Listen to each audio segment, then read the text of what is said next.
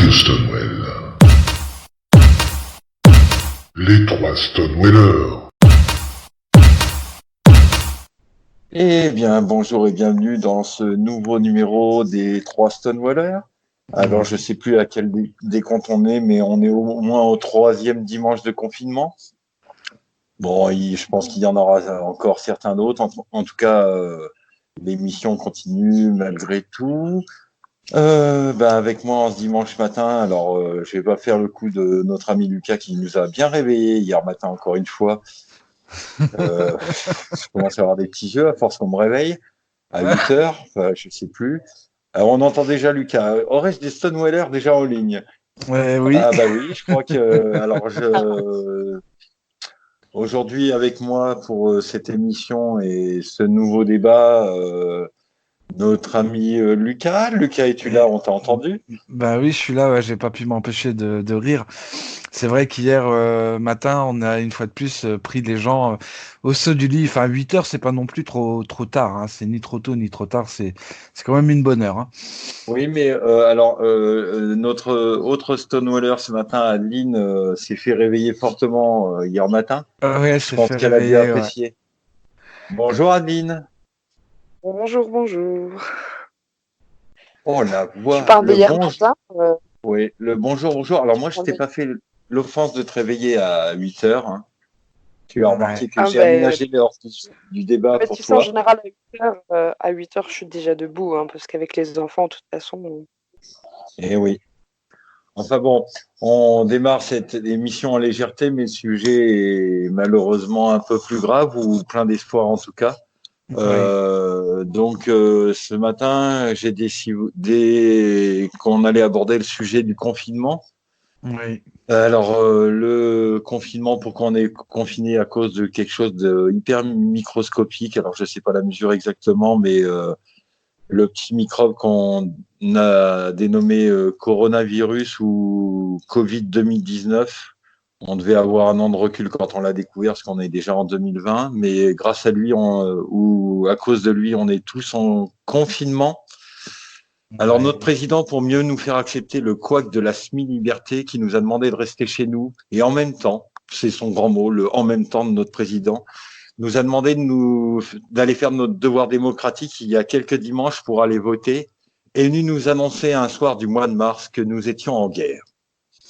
Une guerre qui nous cloître chez nous au nom de l'urgence sanitaire. Mais nous ne sommes pas en guerre. L'ennemi ici n'est pas humain, ce n'est pas notre semblable, il n'a ni pensée ni volonté de nuire.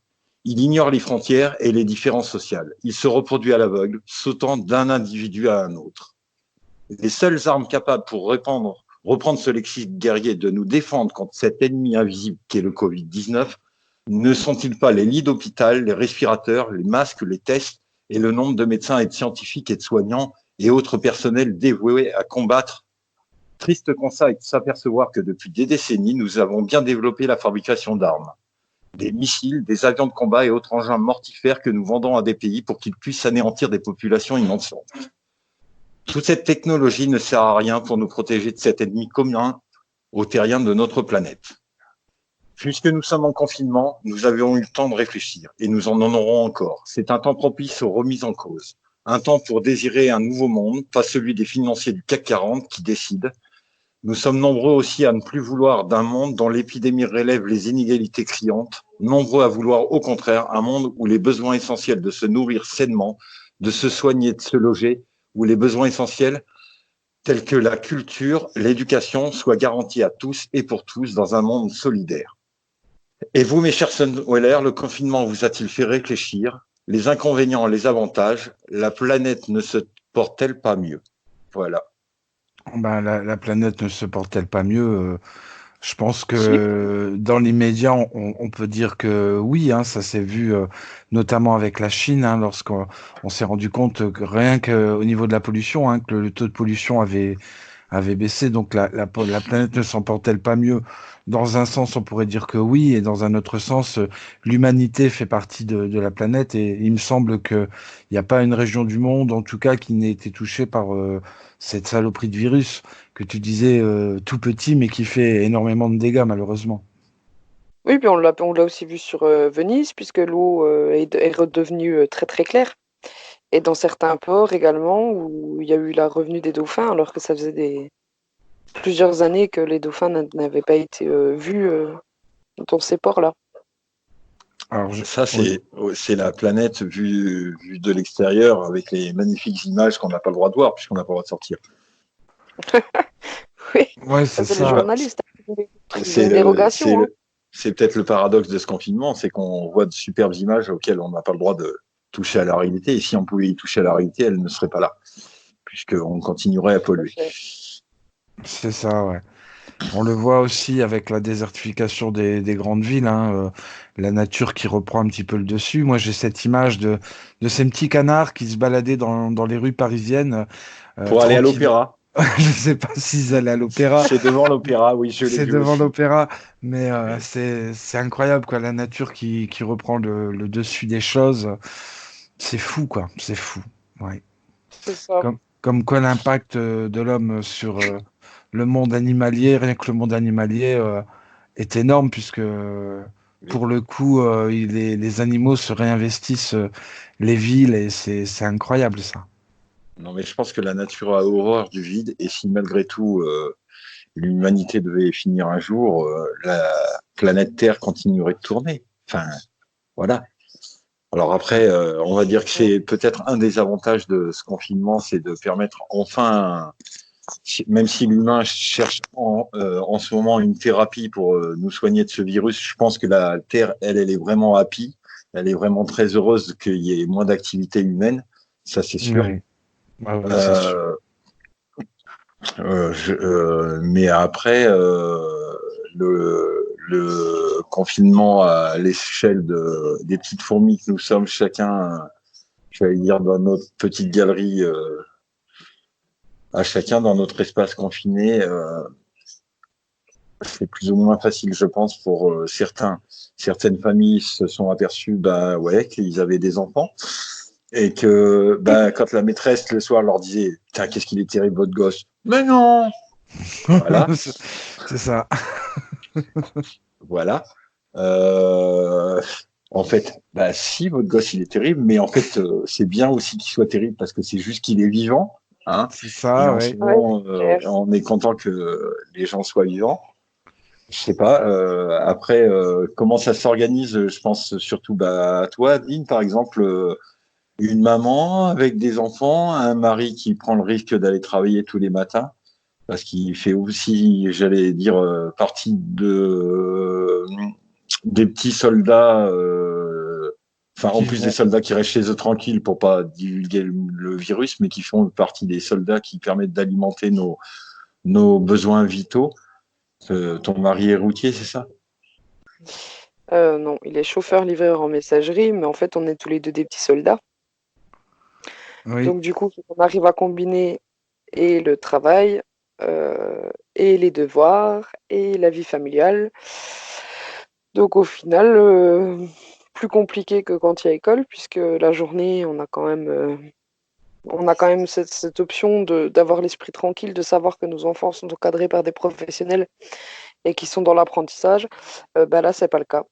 On part au travail, on sait que les enfants sont à la maison et qu'ils vont rester à la maison. Et donc, du coup, on sait très bien que quand on va rentrer du travail, c'est à nous de reprendre le rôle de la maîtresse, de s'amuser à faire les devoirs, en plus de tout ce qu'on a à faire dans la journée, les tâches ménagères et tout le reste. Donc, ça fait du poids supplémentaire, de la fatigue en plus. Et ben, on n'a pas le choix, il faut gérer au mieux pour essayer d'avancer en espérant qu'on arrive rapidement à combattre le virus et puis qu'on arrive enfin à retrouver une vie sereine.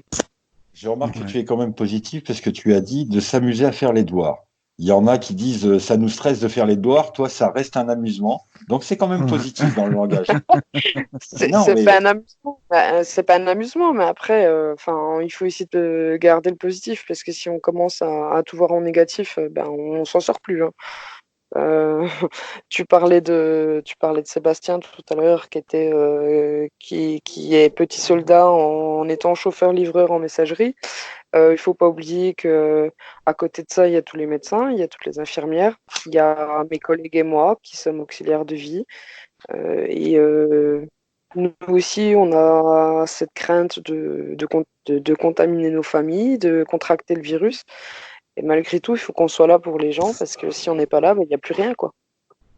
Oui, alors justement, par rapport à ce que j'ai un peu vaguement tracé dans le sujet, ce qui prouve bien que je pense que, alors sans remettre en cause l'utilité de la gestion d'un État, mais est-ce que nos États successifs, parce que je vais pas faire de la politique politicienne en disant bah, c'est de la faute du gouvernement actuel. Je veux dire la tendance qu'on a prise à considérer que tout ce qui était pour, en tout cas ce qu'on s'aperçoit que ce qui doit tourner actuellement en cas de crise, ben, ne peut être assuré que par certaines personnes et ils n'en ont pas les moyens. Je veux dire depuis des décennies et des décennies, on a fait une politique qui ne mène pas en fait au bien-être de la société, en tout cas pas de ses citoyens. Ça profite à tous. En cas de crise, on n'est pas capable de se défendre et on a peut-être sous-estimé aussi ça. Oui, sous-estimer nos capacités, ça c'est sûr.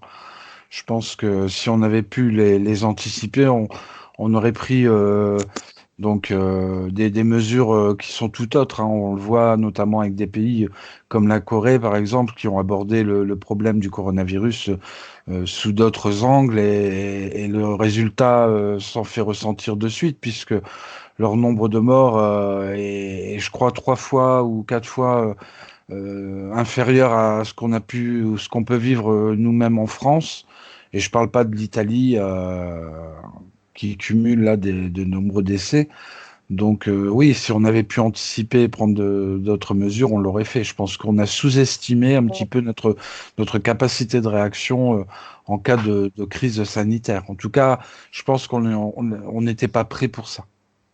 Bah, il y a ça, il y a alors il y a eu aussi, à mon avis, euh, l'épisode de la grippe H1N1 où on avait un ministre de la Santé qui a hyper été réactive et qui a acheté plein de masques, plein de doses de vaccins, certes qui sont partis à la poubelle parce que par grande chance, cette épidémie n'a pas été aussi foudroyante que celle qu'on touche actuellement.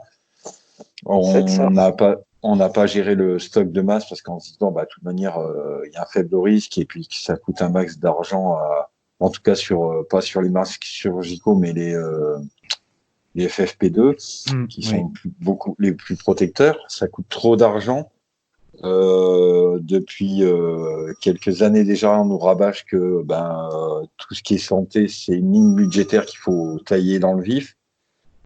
Voilà, il y a un an, le monde hospitalier tirait déjà la sonnette en se mettant en grève. Bon, on avait quelques armes pour se défendre avec les grenades désencerclantes, puisque je rappellerai que certaines manifestations, on a tapé sur ce que notre président actuel appelle les héros. Ouais, c'est ça. Alors alors qu'il demandait des moyens. Bon, des moyens qui s'avèrent manquer aujourd'hui. C'est vrai. Ça se vérifie malheureusement au jour le jour dans le quotidien des soignants et puis toutes les personnes qui sont rattachées donc aux soins. Oui, ça se vérifie malheureusement. Hein. Voilà, puisque alors l'économie est au ralenti fortement. Enfin, il y a l'économie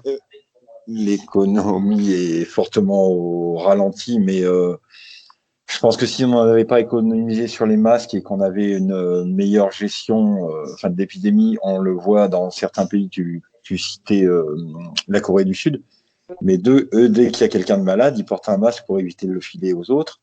Et ils ont vraiment cet esprit. Ils sont habitués à porter le masque. Je veux dire, si nous, dès le départ, on a eu des tests et des masques, peut-être qu'on aurait évité de fermer tous les commerces et on aurait continué à vivre, en tout cas avec nos masques et sans éviter la prolifération. Alors après, je sais pas. Hein. Je suis pas spécialiste non plus, mais je pense qu'on a un peu tardé déjà pour faire le confinement. Et puis que, en très bon français, qui ramène toujours sa gueule à faire des leçons sur toute la planète, on se dit, oh, c'est que chez les autres, là. Alors on peut continuer à la faire.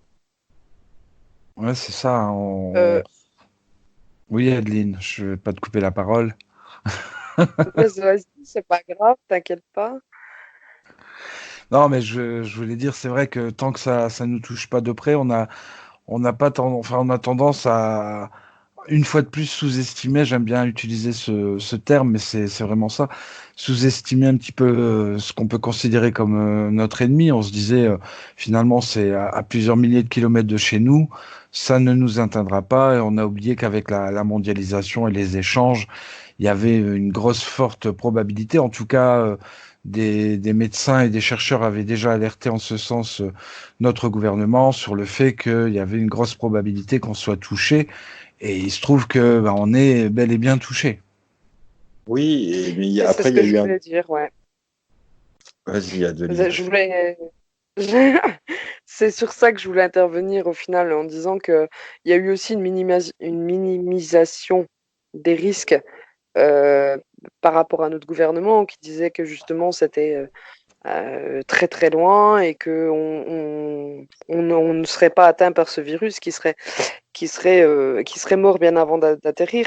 Et au final, Trump a été un peu pareil. Et quand on regarde les dégâts que ça cause dans le monde entier, parce que finalement personne n'a été épargné, ben, peut-être remettre les choses en question et se dire que quand il y a un virus comme ça qui intervient, se préparer. À la limite, s'il n'arrive pas, il n'arrive pas, mais au moins s'il arrive, on est prêt. C'est ça. Eh ben, en fait, on va être prêt d'ici fin mai. C'est un peu Ouais, ça. Hein, sauf que c'est un d'ici petit fin peu. mai, il y aura combien de personnes qui seront décédées? Oui, alors après, je pense on a eu un discours politique qui était un peu ambivalent. L'ancienne ministre de la Santé à qui on a délégué la tâche de porter la candidature à la mairie de Paris en remplacement à un élu qui s'est disqualifié, euh, au début de la crise, a quand même évoqué que oui, le virus était en Chine. Au cas où on aurait peut-être un cas, mais il y avait peu de risques en France. Oui, c'est ça. C'est Oui, ça. il parlait même, je crois, un cas, une dizaine de cas maximum. Hein. C'est ce qu'il nous disait à C'est Oui, l'époque. ça. oui, voilà. Bon, alors après, ça s'est vite emballé. On nous a envoyé voter et ça s'est très très vite emballé. Mais je pense que, alors, je veux pas non plus la place de nos dirigeants parce que je pense que la place est pas bonne en ce moment. Mais après, l'État est là pour justement nous garantir de ces situations. Mais on aurait pu, je pense, prévoir avant. Je pense que sans aller sur une fermeture à l'ouverture de produits étrangers, mais ce qui est vital pour la santé et de faire tourner au minimum un pays, je pense qu'il faut quand même qu'on garde des moyens d'industrialisation en France sur ces objets. Tout ce qui concerne la santé, quand on voit que malheureusement, oui, on a préféré faire fabriquer tout ce qui est médicamenteux, les masques et tout ça en Chine. Si la Chine est à l'arrêt, il n'y a plus rien. Ouais. C'est ça, c'est exactement ça. Ouais. Alors, il y avait une super usine en France hein, qui faisait des masques et puis elle a été Ben, fermée puisqu'en fait, c'était trop cher à l'État de stocker les masques. Donc au là, final, ils l'ont l'État. redémarré. Il l'a redémarré puisqu'on a vu notre très cher président faire de la com il y a quelques jours en direct de l'usine. Ça a redémarré, qu'ils allaient produire plus. Oui, mais quand on voit le nombre de masques qu'on a besoin, on est dépendant de l'extérieur, en tout cas pour ça. Ouais. Je Et vous pense Ouais. avez vu aussi pour recruter des sociétés telles que PSA pour la fabrication de respirateurs. oui, oui. Non, Oui, mais bah oui. alors après, ça c'est, je trouve ça très bien que, enfin, des idées de mutualisation des compétences débarquent, puisque de toute manière, l'automobile pour l'instant est à l'arrêt, qu'on utilise les ressources qu'il y a. Je veux dire, on s'aperçoit que Decathlon, avec leur masque de plongée, qu'on Oui, a tous, on a ceux vu qui ont des ça, oui. gamins ont tous acheté, Ouais, voilà, et ouais, ils ont enlevé tout leur stock pour les offrir. Alors on a c'est très vu bien. ça. Ouais, on a vu ça en début de semaine. Moi, j'ai vu ça, enfin, en tout cas, comme tout le monde, je pense, au journal télévisé. Et ouais, Decathlon, donc, qui a cédé ses stocks au personnel soignant, c'est ça? Ouais. Ouais, c'est ça, Je ouais. trouve ça extraordinaire parce que ça leur fait quand même une grosse perte de chiffre de salaire, mais à côté de ça, il y a une grosse part d'humanité, hein. Oui. Je sais pas si c'est de l'humanité. Moi, j'ai encore un petit doute d'optimisme, de pessimiste là-dessus. Je pense que oui, pour que les gens continuent à acheter les produits en espérant que la crise se finisse vite, ça, je pense que ça coûte pas grand-chose et que derrière, malgré tout, c'est pas, je sais pas si c'est le mot, mais c'est pas philanthrope, quoi. Il y a une arrière-pensée là, derrière. Mais il y a Voilà. peut-être un gros coup de com' aussi à jouer, ouais, c'est possible Il aussi. y a un gros, oui, forcément. Alors après, c'est donnant. Enfin, je sais pas. Je pense que il y a plus d'humanité dans une petite citoyenne qui se prend sa machine à coudre avec ses chutes de tissu et les morceaux de coton à essayer de faire les masques avec 3 élastiques pour offrir l'infirmière libérale qui passe à domicile. Même si on sait que ça ne sert pas trop à grand chose, bon. Mais je pense qu'il y a un peu plus d'humanité de là-dedans. Alors Ouais, après, le geste compte, hein. On le voit tous les aussi gestes qu'il y a un comptent. peu plus d'humanité, c'est au niveau des restaurateurs. Je sais pas si vous avez vu, mais à Paris, le marché de Rungis, à la place de jeter, donne tout à un restaurateur qui redispatche les aliments chez différents chefs. Et donc, tous les jours, ils préparent des plats avec ce que Rungis aurait pu mettre à la poubelle. Et donc, du coup, ça permet de livrer tous les hôpitaux donc de permettre aux soignants d'avoir des repas frais tous les jours. Ouais. Et honnêtement, avant cette crise, qui aurait pensé à faire un truc comme ça pour les infirmières, les médecins, les aides-soignantes, alors qu'elles ont toujours été là au final, hein, peu importe la maladie, elles ont des horaires de taré, avec des conditions pas forcément très agréables, du matériel relativement manquant et parfois loin d'être à hauteur de ce qu'on pourrait avoir. Et avec le Covid, je trouve qu'il y a une certaine humanité Qui qu'on se retrouve. dégage, ouais. Mais vous inquiétez pas. C'est ce qu'il y a de bon dans le Covid. Je voulais dire qu'il y avait du bon. Alors, c'est pas forcément parce que là, oui, on voit plein de vidéos fleurir, comment on s'occupe à la maison et tout. Alors, c'est très rigolo, mais je pense que le Covid a du bon enfin, le confinement, parce que le Covid en lui-même n'a rien de bon, mais le confinement a du bon sur l'être humain. On s'aperçoit que quand il est amputé de sa liberté, en tout cas, il est capable de se rappeler qu'il faut être uni comme les 5 doigts de la main. Oui. Malgré cette amputation. Mais moi, ce que je crains, c'est que, comme dans tout mauvais événement, moi, ce que j'aimerais, c'est que ça continue après. C'est le après. Est-ce que Mais le après va reprendre vite la course comme si on n'avait rien vécu? Mais malheureusement, je pense que c'est ce qui va se passer. L'individualisme va revenir automatiquement. C'est obligé. Les gens ont ça dans la tête et c'est chacun pour sa poire, hein. l'homme a cette faculté quand même d'oublier, hein, d'occulter, d'oublier. Donc, Non, mais d'oublier, oui, mais après, je pense, en tant qu'être humain, ça ne nous empêche pas de continuer. Mais je pense qu'il faudra être vigilant avec les politiques de nos gouvernements, ouais. surtout. Parce que là, on les a laissé s'accorder une espèce de plein pouvoir, on va dire, puisque, je veux dire, il n'y a plus de voitures sur les routes, mais il n'y a jamais eu autant de flics dehors et de services d'ordre, il en faut. Oui. Et il en faut. Mais notre président là, met des mesures en place pour relancer l'économie en détricotant le code du travail, en faisant sauter quelques lignes d'acquis sociaux. Alors pendant la durée de la crise sanitaire, mais après il faudra. On sait que ça va être dur parce que malheureusement il y a des entreprises qui ne vont pas s'en remettre ou très difficilement. Mais je pense que réellement pour les aider, c'est de continuer à faire ce que font les gens qui sont confinés, c'est d'aller dans les commerces de proximité et de s'alimenter en produits qui sont produits localement ou produits en France pour aider un peu nos entreprises à se relever. Et puis ça permettra peut-être qu'on réindustrialise la France avec certains produits existentiels. Il y a toute notre façon de consommer qui qui est en train d'être repensé actuellement et qui serait bien de conserver pour l'avenir, ça c'est sûr. Ouais, faire, Mais là, c'est ce que les grands supermarchés ont fait. Là, ils se sont fournis, pardon, chez les producteurs français. Alors, ce qui serait top, c'est qu'ils continuent à le faire après le confinement. Et je suis pas sûre qu'ils continuent à le faire parce qu'au niveau tarif, ils ont pas le même pouvoir d'achat. Et vu qu'à l'heure actuelle, l'économie, c'est ce qui prime, bah, j'ai peur que après ce confinement, justement, ils repartent dans d'autres pays pour aller se fournir. Alors que à côté de ça, on a des très très bons producteurs en France. Et alors oui, et peut-être que les produits sont à peine plus chers, mais ils sont produits en France et ça permet de faire tourner l'économie française. Et ça, ils ont du mal à le concevoir et à le comprendre quand même.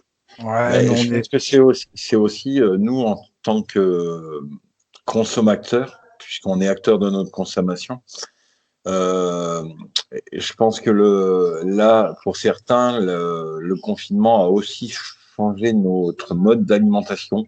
En tout cas, pour celui qui essaie de respecter au maximum le confinement, c'est-à-dire limiter ses courses et faire peut-être des achats différents.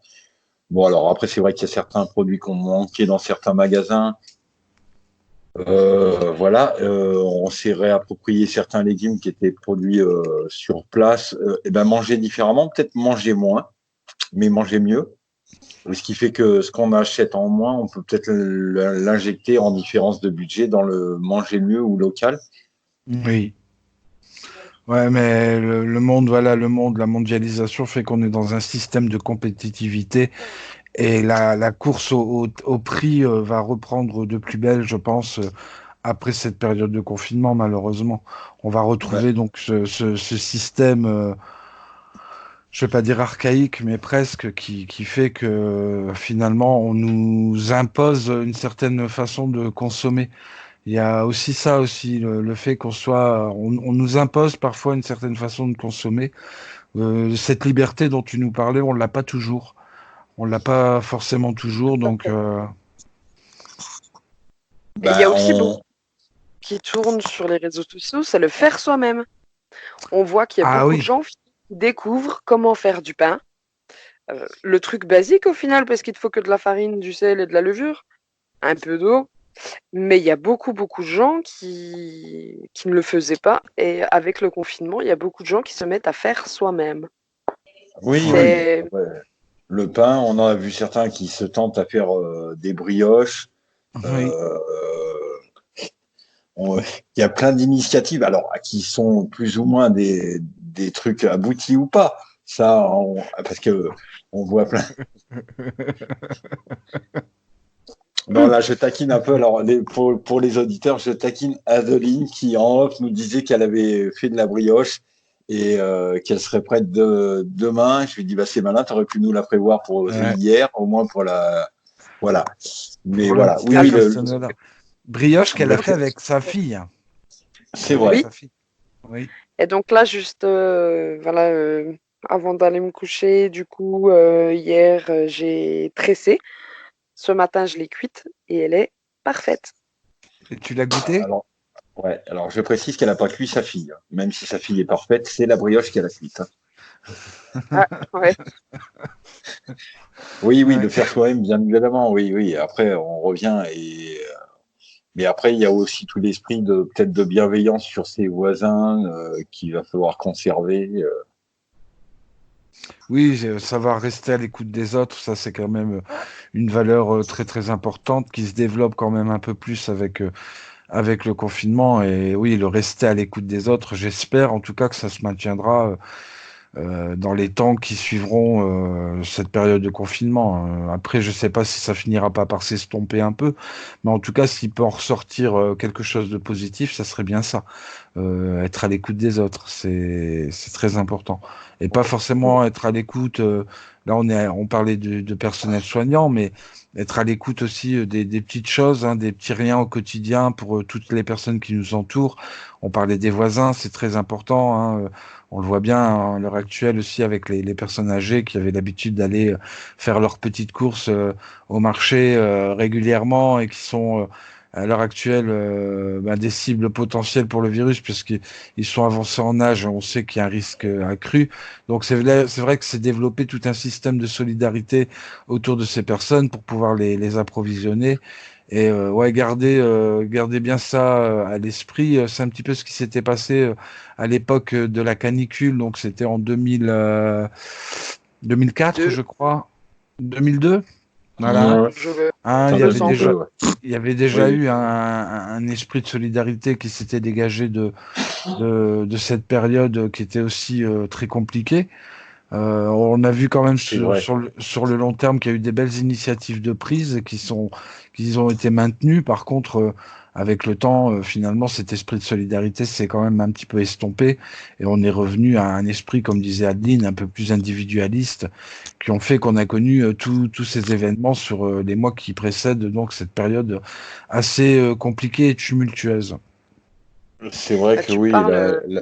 la canicule, ça a eu des effets peut-être bénéfiques, je sais pas. Oui, on a climatisé certaines chambres des EHPAD pour les mettre au frais avant qu'ils atterrissent à la morgue sans que leur famille vienne les chercher.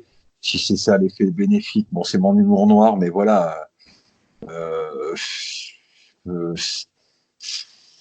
je- et on avait sous-estimé à l'époque le nombre de morts, puisque comme tous les corps n'avaient pas été réclamés immédiatement, on a eu un nombre de morts définitifs quelques années après, donc on verra avec cet épisode de Covid-19, mais je sais pas, ouais, il faut que cet esprit perdure. Alors, on a nos ministres qui encouragent fortement à ce que ça perdure. On a Monsieur Le Maire, enfin qui est ministre. Je croyais que le cumul des fonctions était interdit, mais bon, lui, il est maire et ministre, enfin en tout cas de son nom, Oui. euh, qui invite fortement les grandes entreprises à verser la prime de 1 000 euros à leurs employés. Bravo, monsieur le ministre. C'est comme si on incitait les citoyens à ne sortir qu'une heure sans une loi. Le citoyen sortirait 2 heures, forcément. Donc, je vous invite, monsieur le ministre, à faire une loi pour qu'on oblige à verser aux entreprises qui sont cotées au CAC 40, qui ont envoyé leurs travailleurs continuer à faire tourner les trucs existentiels, à verser les 1 000 euros. Non, ne leur demandez pas gentiment. Puis s'ils ne le font pas, on leur dira oh, bah, c'est pas bien, vous n'avez pas bon cœur. Non, il faut une loi pour ça. On n'a jamais eu une grande entreprise au 440 verser sporadiquement comme ça de l'argent de bon cœur. J'ai vu aussi notre ministre du budget, magnifique, qui a lancé une plateforme de dons pour les grandes entreprises pour relancer les entreprises et la solidarité. Il me semblait qu'il y a quelques années, il y avait l'impôt sur la fortune qui permettait de venir à ça. C'était la même chose. Ça vous évite de refaire une plateforme numérique. En ce moment, les gens ont besoin de leur connexion Internet pour faire du télétravail, prendre du lien avec les autres. Non, remettez juste l'ISF. C'était déjà en route. Donc voilà, je m'aperçois que même au sein du gouvernement, il y a de grandes mesures de bienveillance et de solidarité, bon, qui étaient déjà en place avant, mais on les a détricotées. Oui, Ça peut être, c'est ça. ouais. Je pense qu'on a pensé que c'était comme un produit chinois, que c'était pas cher, que c'était de mauvaise qualité. On a pensé la même chose du Covid-19. On s'est dit ouais, c'est un produit chinois, ça va pas durer longtemps. Ben non, c'est pas un produit chinois. Je pense que la planète est en train de nous mettre une grande claque en disant là, il faut stopper, quoi. Arrêtez vos conneries. On remet tout dans l'ordre. Vous revenez à des valeurs. Vous avez à manger, vous avez la santé, vous avez une famille autour de vous. Là, c'est vrai qu'on est tous séparés de nos amis et de nos familles. J'espère que le prochain coup, quand vous fêterez un anniversaire ou une réunion de famille, alors ça, le plus beau cadeau, ça sera de vous retrouver pour de vrai, quoi. Pas Oui, forcément c'est vous vrai. offrir le dernier truc à la mode. Alors c'est sûr que ça fait plaisir un cadeau, mais on peut revenir à des valeurs plus humaines. Et puis, on a plein d'artisans magnifiques en France, des créateurs. Je veux dire, des potiers, des mecs qui font des tableaux, de la sculpture, des produits locaux. Au lieu d'aller, vous mettez à plusieurs, vous achetez une poterie à 30 euros, au lieu d'acheter 4 bricoles je nommerai pas les grandes chaînes là qui font venir des produits de toute la Chine. Et puis en plus, je rappellerai quand même que pour vous acheter votre paire de baskets avec la virgule ou les 3 bandes, 4 bandes, si tu as pris la petite pilule bleue, tu y arrives mieux.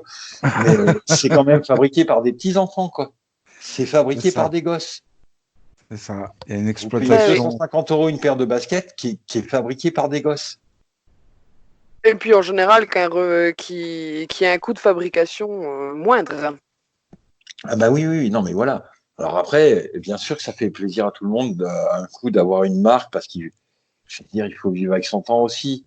Mais il faut pas que ça soit la finalité en soi. Et je pense que malgré tous les morts, j'espère qu'il restera au moins ça, quoi. Et puis de se rappeler que la santé, ça n'a pas de prix. Et là, on le voit, quoi.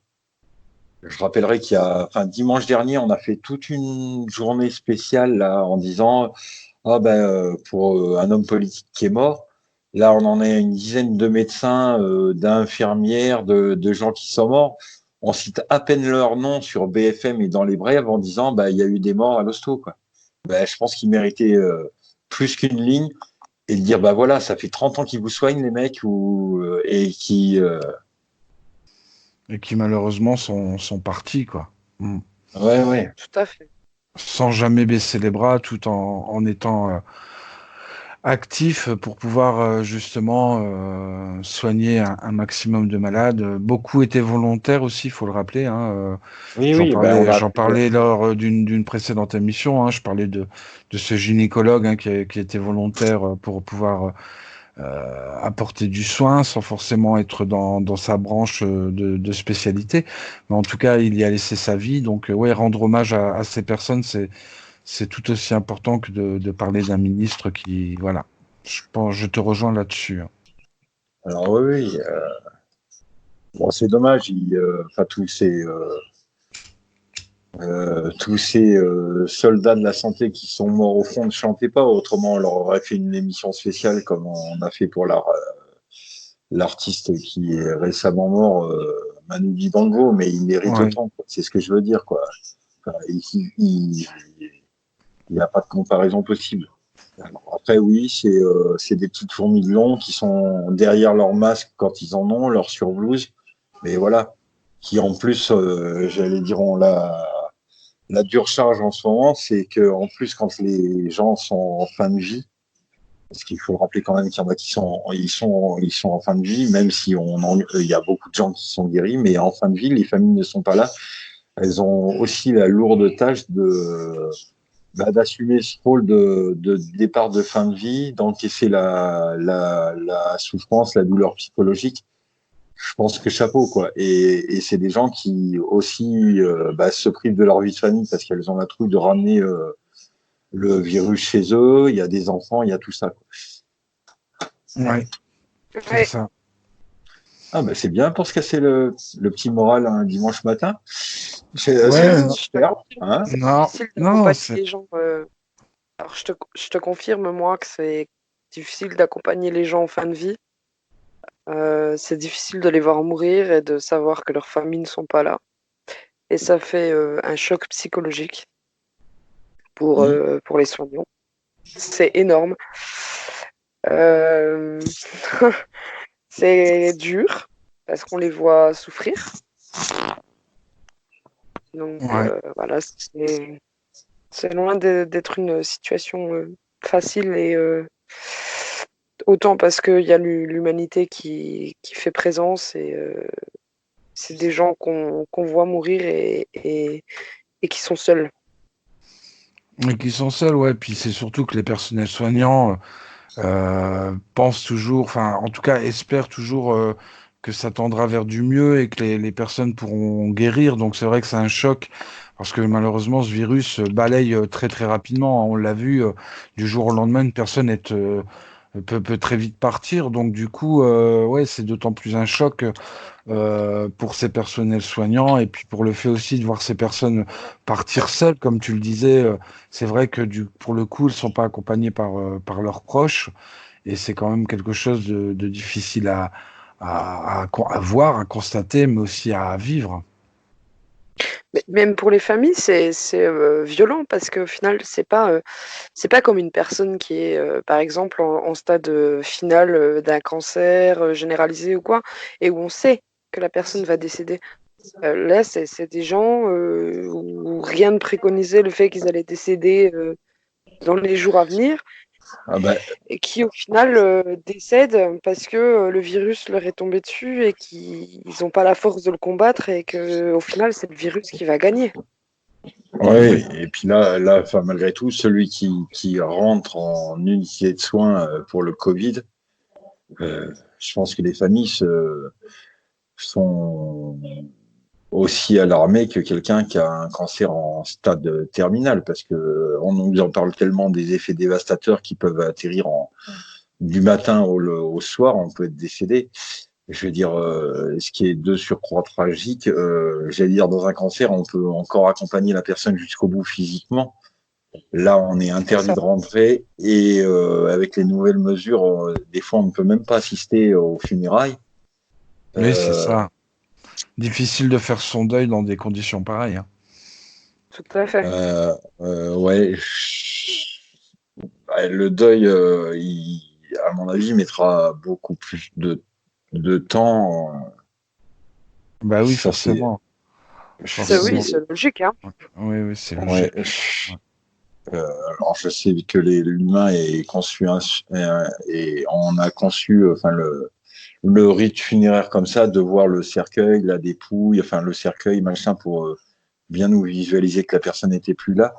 Je sais pas s'il faut revoir aussi Ouais, et puis notre rite funéraire. Je sais pas si dans l'inconscient des gens, il faut que ça change et qu'on se dise, ben, je sais pas, mais le fait de déjà de pouvoir dire au revoir à une personne qui va partir, c'est quelque C'est chose ça. qui compte énormément, hein, dans le processus du deuil, hein. On est loin, enfin, on parle pas forcément de pouvoir voir un corps, mais déjà le fait de pouvoir dire au revoir. Alors c'est pas donné à tous de pouvoir dire au revoir à une personne qui va décéder. Il y a les morts brutales, on le sait bien. Mais en tout cas, comme le disait Adeline, c'est pas vraiment comme si on était préparé à la disparition de quelqu'un parce que elle vit une maladie depuis déjà de nombreux mois. On n'est pas préparé.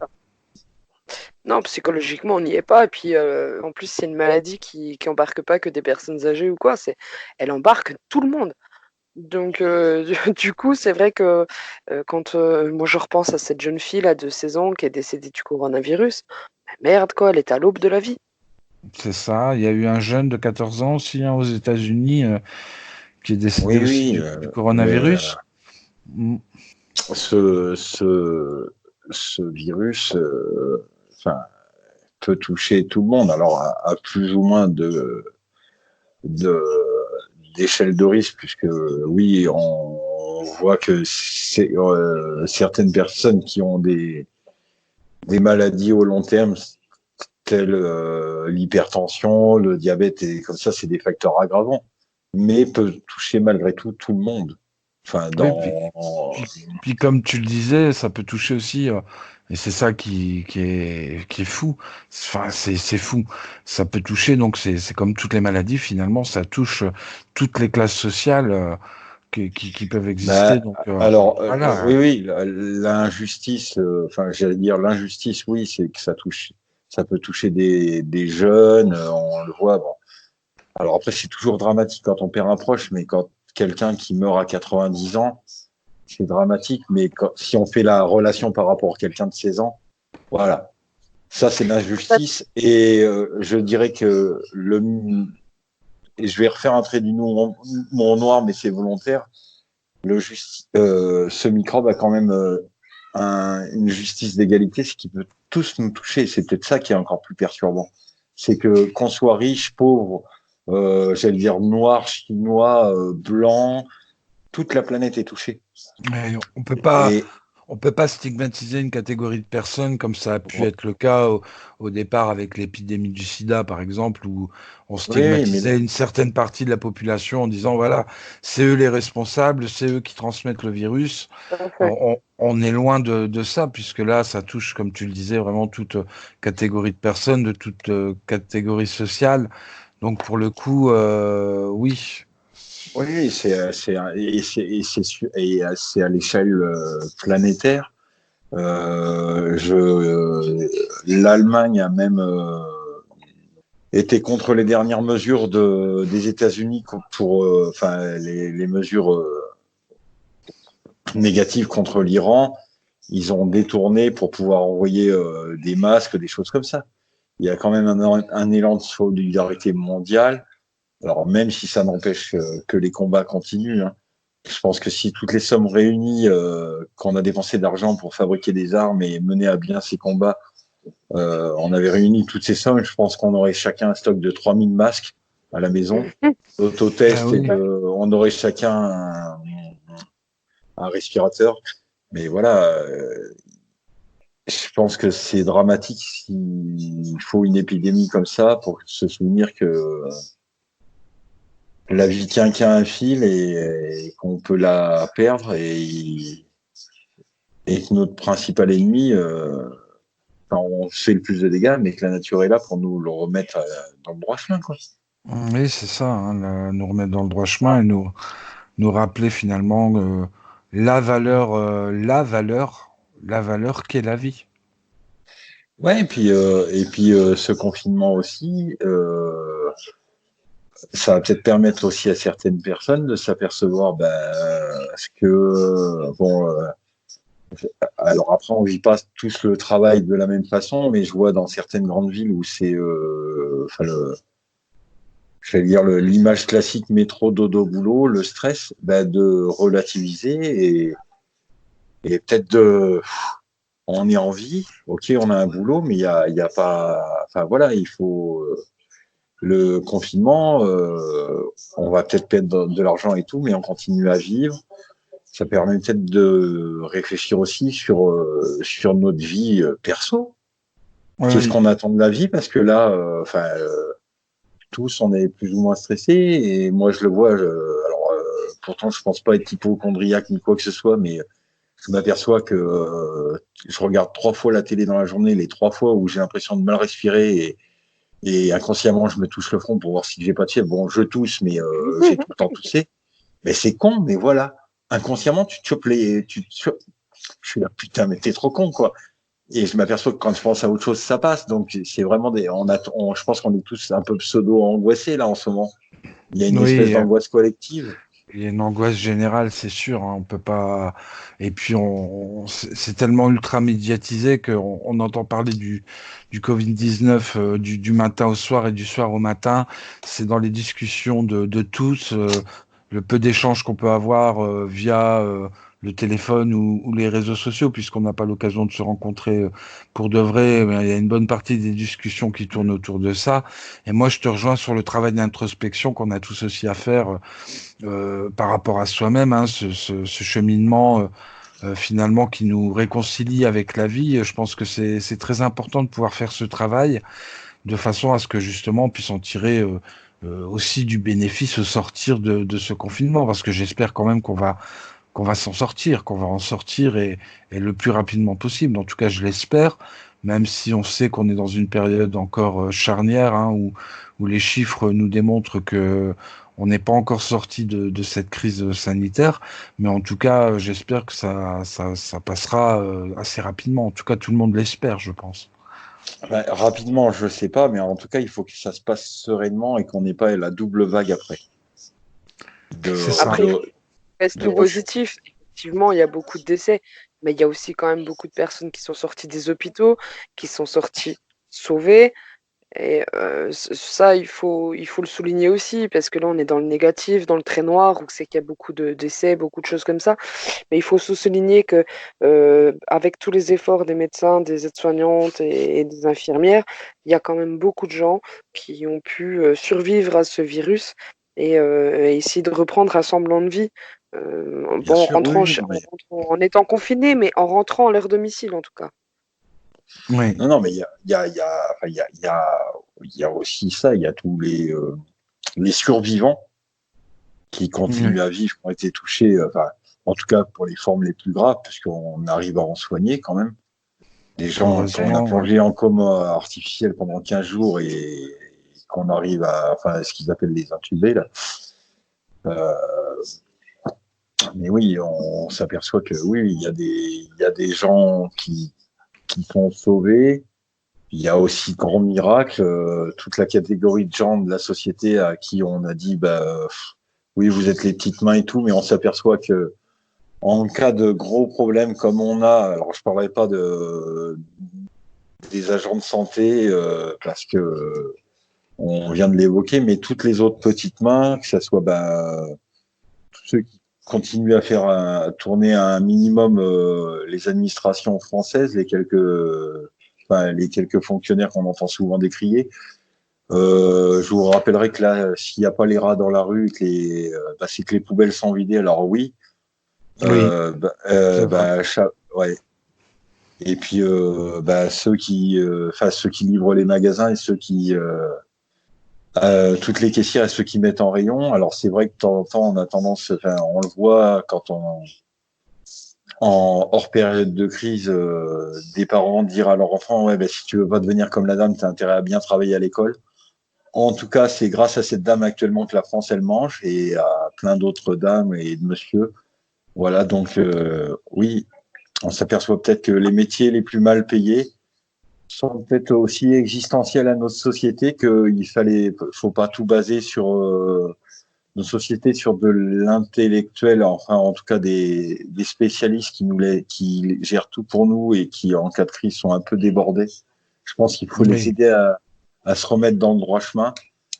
Euh, on parle souvent de femmes de ménage chez les personnes âgées. Enfin, elles sont pas là que pour faire le ménage et surtout pas que le ménage. Parce que là, on Oui. s'aperçoit que les personnes âgées qui sont toutes seules, elles souffrent de solitude. Et il y a encore des aides à domicile qui se déplacent sur le terrain. Alors, elles n'ont pas la chance d'avoir deux masques parce que pour l'instant, il n'y en a pas assez pour tout le monde. Mais elles prennent chacun fait du mieux qu'il peut dans tous ces petits métiers de contact. Voilà. Ouais, moi je voudrais aussi reprendre par rapport à ce que tu es en train de dire et faire un gros cœur aux routiers. Parce que les routiers, à l'heure actuelle, on leur ferme les portes au niveau euh, des aires d'autoroute où on leur interdit d'aller se restaurer, on les interdit d'aller aux toilettes ou même de se doucher. Et pourtant, sans eux, à l'heure actuelle, nos magasins seraient réellement vides et on creverait tous de faim. Et honnêtement, du coup, voilà, je fais un gros cœur aux routiers parce qu'ils ont encore le courage de venir nous ravitailler alors que eux-mêmes sont traités comme des merdes, hein, il faut le dire comme il se Oui. doit, parce que honnêtement, il y a un gros manque de respect par rapport à ces gens-là. Oui. Il y a un manque de respect et puis il y a surtout de la visibilité. Mais alors après, là en ce moment, puisque les restaurants sur les aires d'autoroute sont fermés, du coup, pas d'accès à la nourriture, pas d'accès aux douches, pas d'accès aux sanitaires, comme tu le disais.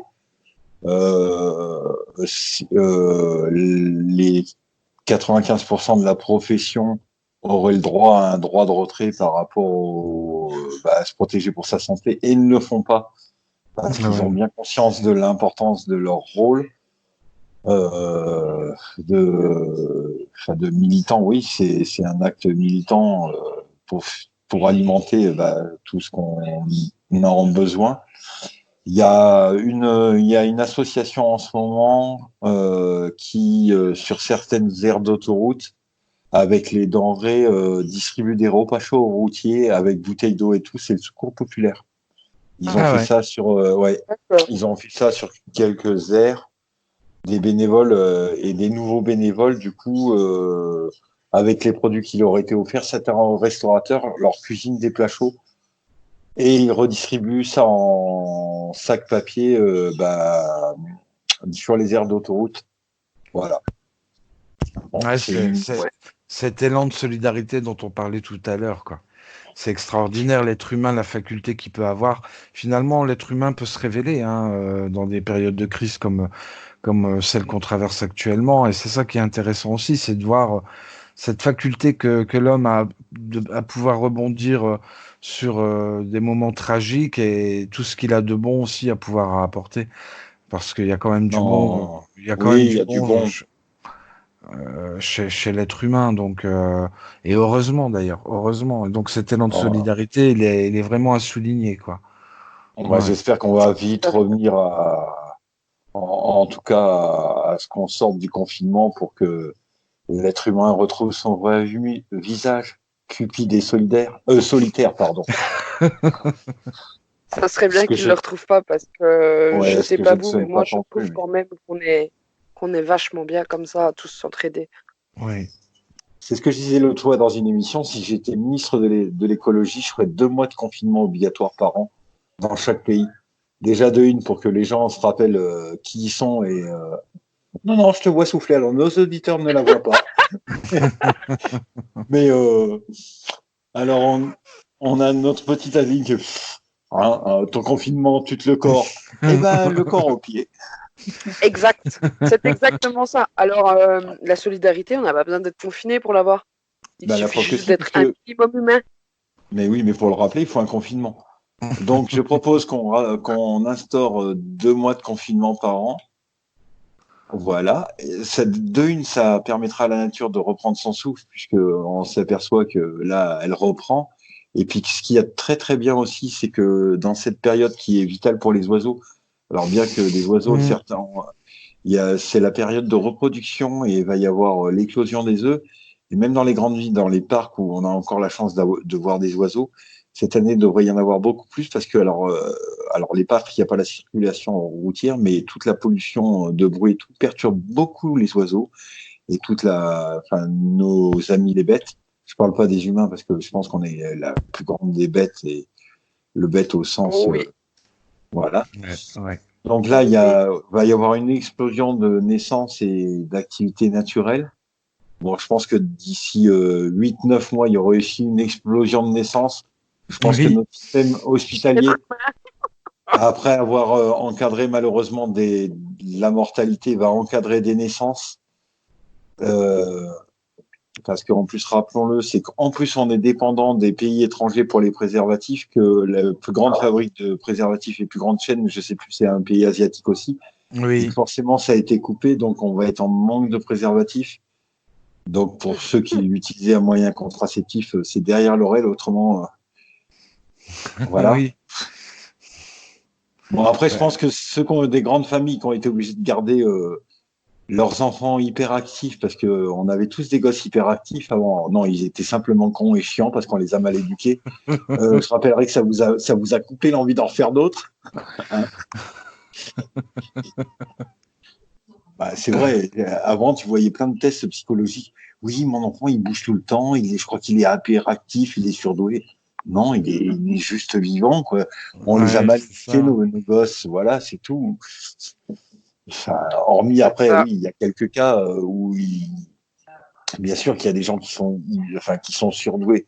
Je sais pas si c'est un avantage ou un handicap parce que forcément, ça mène à une espèce de discrimination aussi parce que avoir un quotient, enfin un mental intellectuel de 18 ans quand tu as 6 ans, forcément, tu es montré du doigt. Donc, je sais pas si c'est un avantage, mais en tout cas, oui, il y a certaines personnes qui ont des capacités hyper développées et il faut les accompagner au mieux.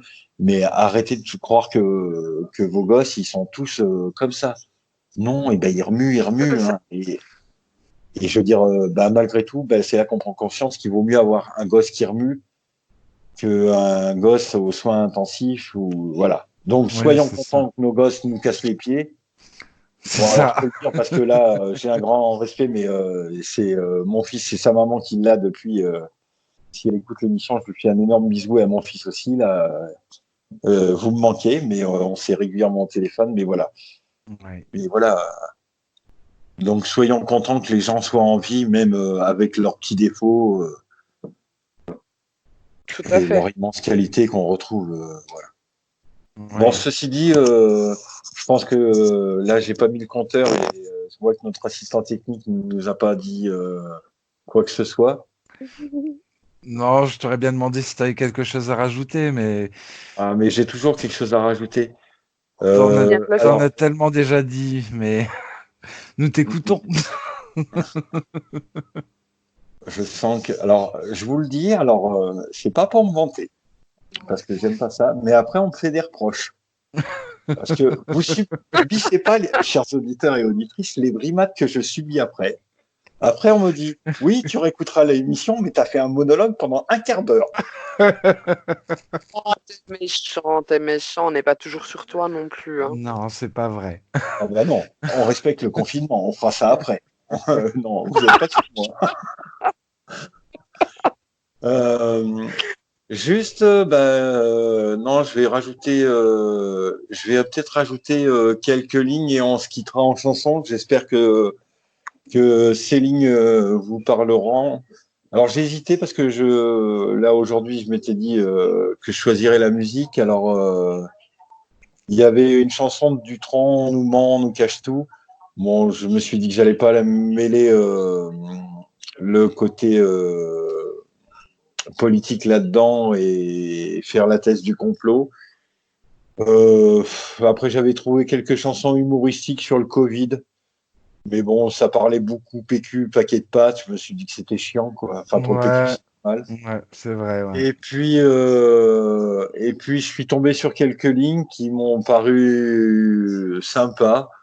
Je vais vous les lire, puis après, je pense que, je sais pas si Noston Weller, en tout cas, ça vous parlera sur l'artiste qui aurait pu écrire ces quelques lignes.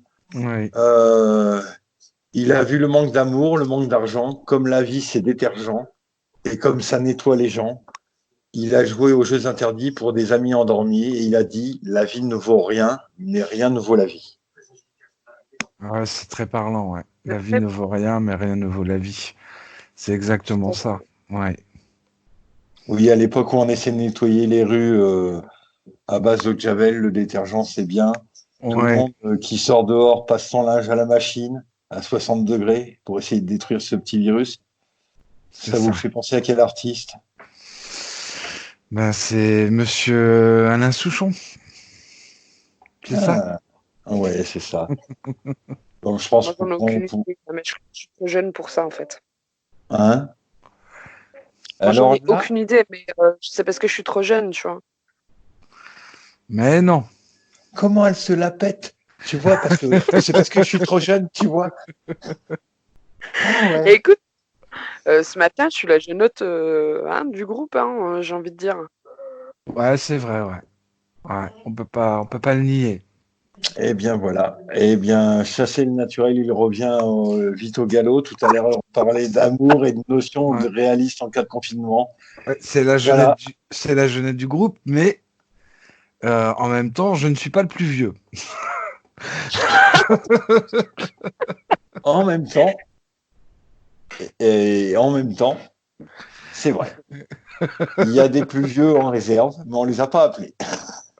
Non, attends, il faut bien que je vous charrie de temps en temps, hein. Malgré tout, je serais menteuse de dire que je ne vous aime pas.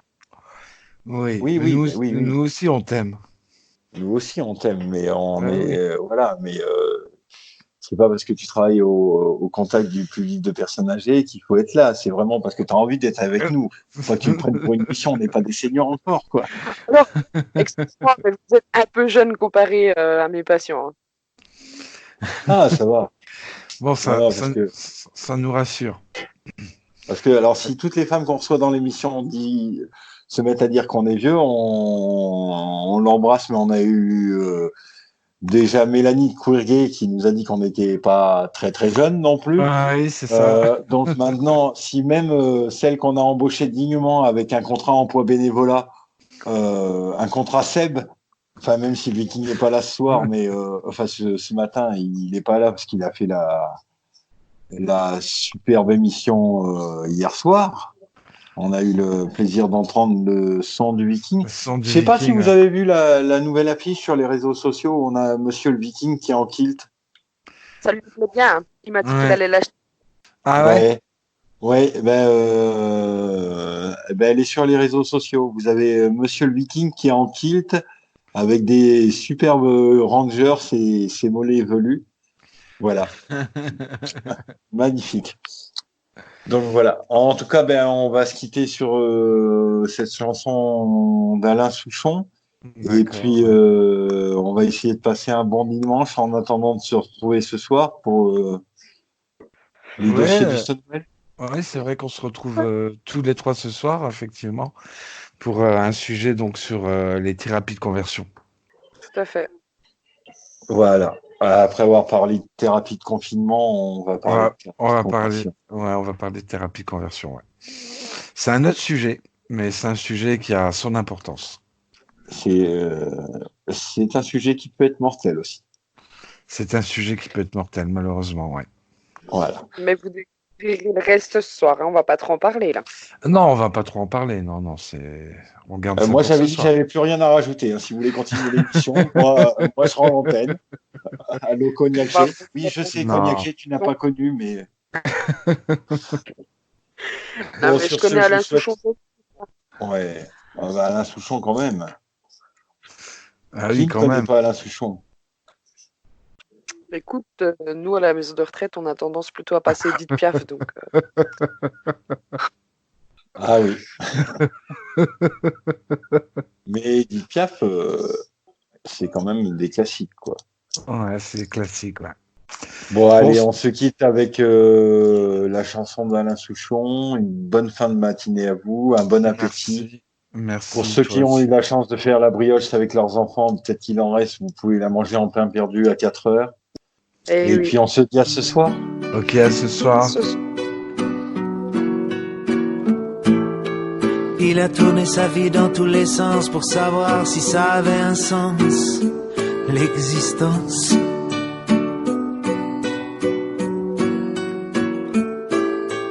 Il a demandé leur avis à un des tas de gens ravis de donner leur avis sur la vie.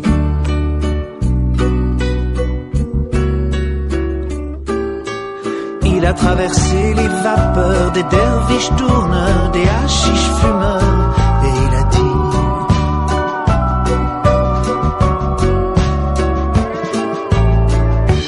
la vie ne vaut rien, rien, la vie ne vaut rien. Mais moi quand je tiens, mais moi quand je tiens, là dans mes deux mains éblouies, les deux jolis petits seins de mon ami. Là je dis rien, rien, rien, rien ne vaut la vie.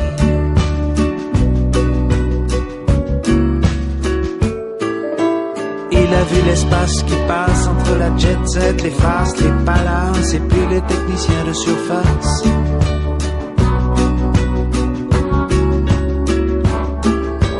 D'autres espèrent dans les clochers, les monastères, voir le vieux sergent Pépère, mais ce n'est que Richard Gere.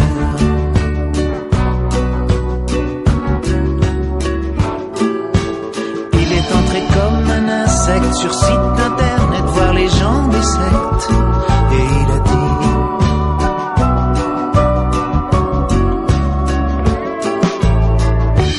la vie ne vaut rien, rien, la vie ne vaut rien.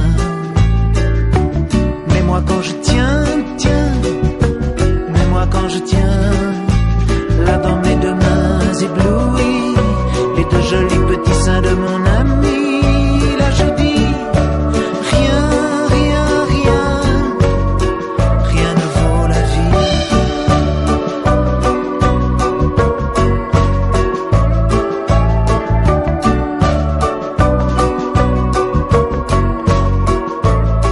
Il a vu manque d'amour, manque d'argent, comme la vie c'est détergent, et comme ça nettoie les gens.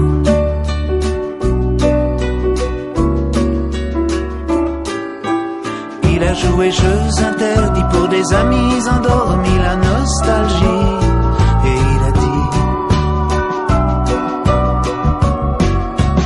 ah, la vie ne vaut rien, rien, la vie ne vaut rien.